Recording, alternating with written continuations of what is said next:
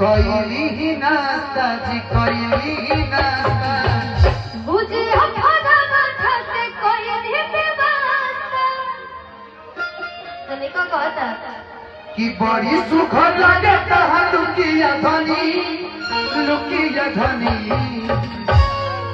कि पहरी जब मारे सुखिया धनी सरिया लुकिया धनी कि आइए बलम रहुआ कोयली नाश्ता बुझिया भरा उठा के कोयली के वास्ता आइए बलम रहुआ कोयली ही नाश्ता बुझिया भरा उठा के कोयली के वास्ता बड़े तू घर लागे तो हर लुकिया धनी पहली जब मारे सुखिया धनी सरिया लुकिया धनी सरिया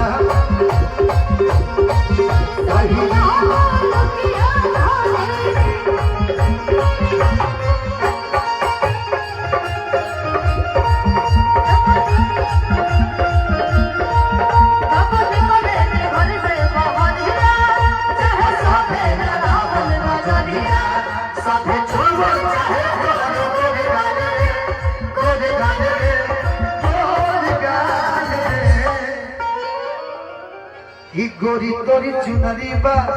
लाल लाल रे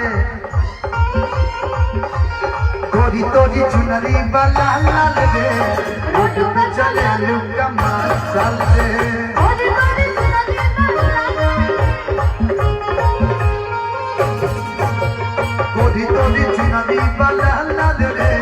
रोड पे चले लुका मासल रे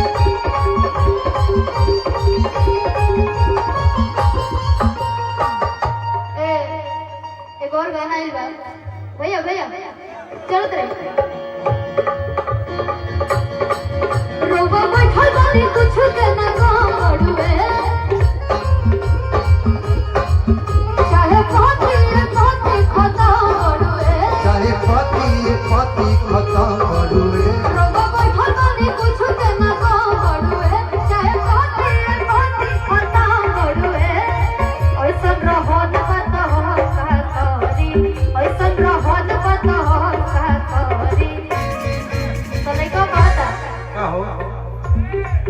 चूल्हा लगे जरी चूल्हा लगे जरी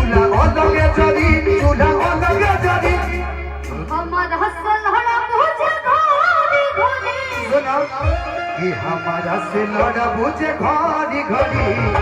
तो चूल्हा लगे जरी हमारा से लड़ा बुझे घड़ी घड़ी चूल्हा लगे जरी